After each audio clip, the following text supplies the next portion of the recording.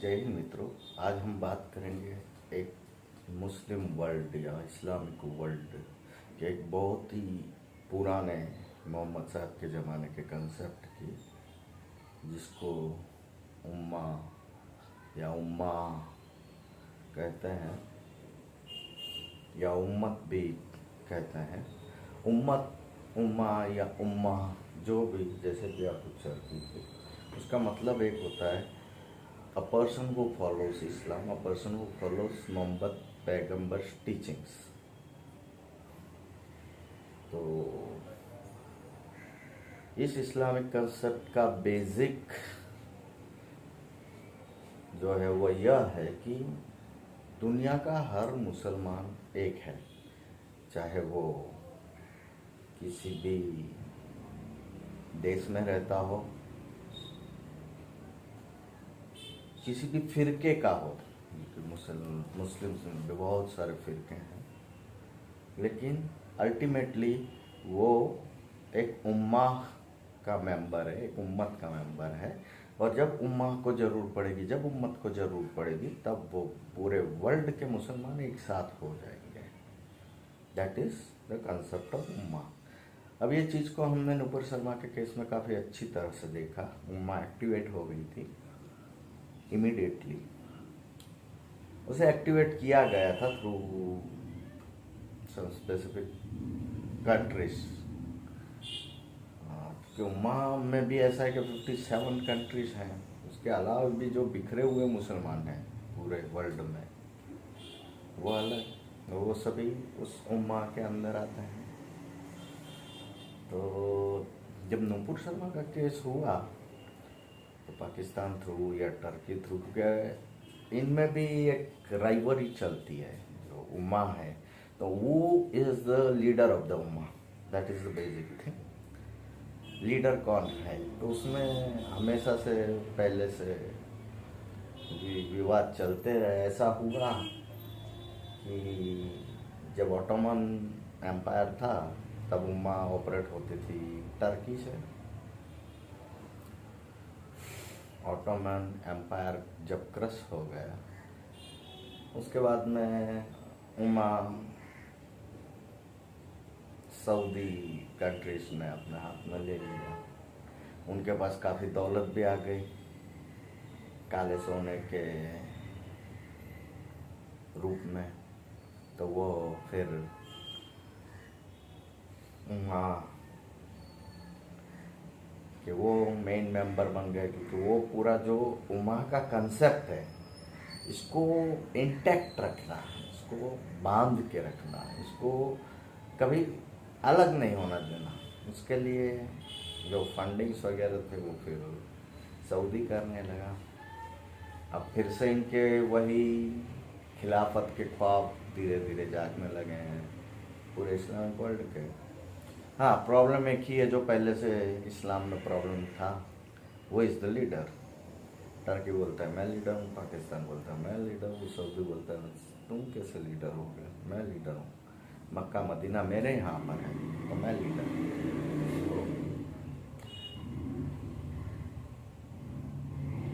So ultimately basically तो जब कभी भी ये क्रिएट होता है, like suppose third world war होती है, तो उसमें आप ये समझ के चलिए कि ये उम्मत के जितने भी कंट्रीज हैं ये सब एक साथ में आ जाएंगे। और बाकी की जो भी वर्ल्ड है, बाकी क्रिश्चियन वर्ल्ड है, हिंदू वर्ल्ड है, जूस वर्ल्ड है, या द होल वर्ल्ड, इस पे फिर से ये लोग खिलाफत थोपने की कोशिश करेंगे। फिर से वही इस्लाम की हिस्ट्री में जो हुआ है वही सब कुछ होगा। और उम्मा का एक एक सदस्य एक्टिव होगा, चाहे मुस्लिम इंडिया का हो, पाकिस्तान का हो, बांग्लादेश का हो, म्यांमार का हो, गल्फ कंट्रीज का हो, यूरोप का हो, अमेरिका का हो, कनाडा का हो, अफ्रीका का हो, Indonesia, Malaysia, China, even also China में भी काफ़ी बड़ा फॉलोवर है उम्मत का। तो ये सब एक साथ में आ जाएंगे।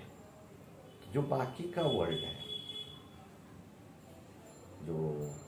दूसरे रिलीजन्स को फॉलो करते, like Hinduism, Buddhism, Christianity, Judaism, ये सब जो धर्म है, ये सब अपने आप को थोड़ा सा असहाय महसूस करेंगे उस पर्टिकुलर पीरियड में, कि जब इतना बड़ा फोर्स एक साथ में आ जाता है, इतने बड़े कंट्री एक साथ में आ जाते हैं, तो नेचुरली उनसे लड़ना वो एक तकलीफदायक बात तो होगी। लेकिन हाँ, अगर इस उम्मा में, उम्मत में फूट फाट डाली जाए, जैसे कि अभी कोशिश की जा रही है, तो शायद हो सकता है कि ये ह्यूमैनिटी, जो मानवता है इस दुनिया में, वो कायम रह पाएगी।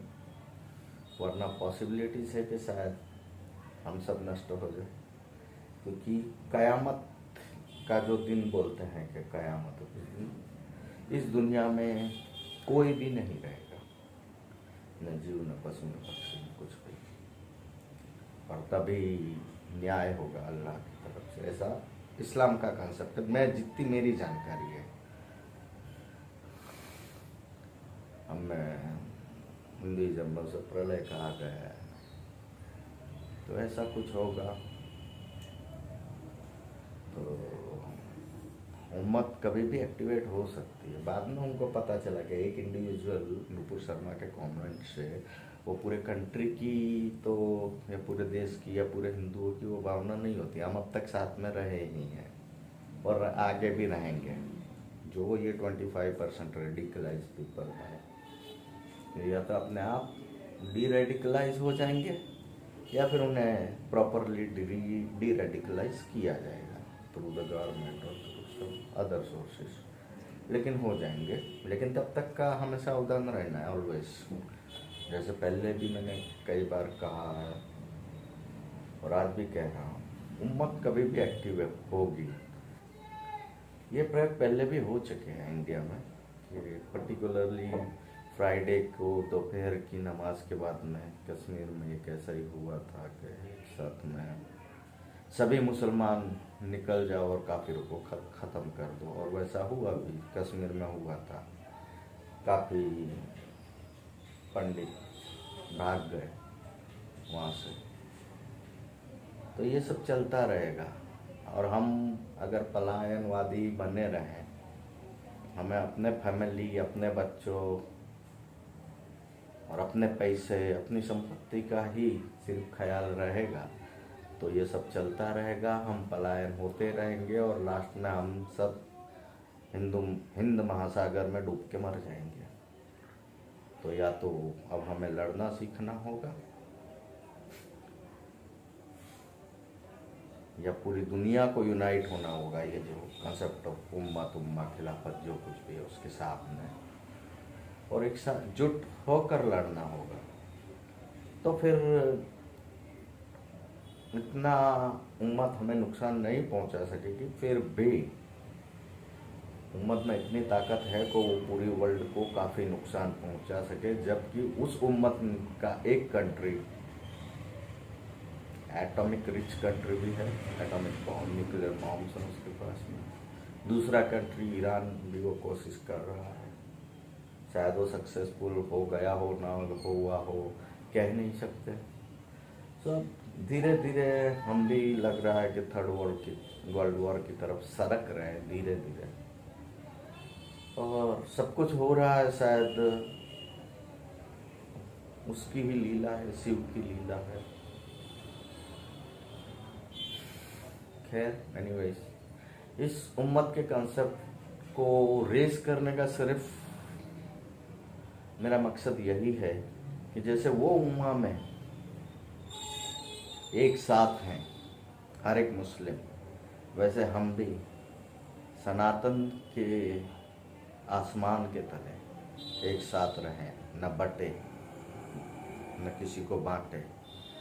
अगर हम भी सनातन और भगवी ध्वजा के नीचे एक साथ में एकजुट मिलकर रहेंगे, तो हम में साहस भी आएगा और हम पलायन से भी बचेंगे।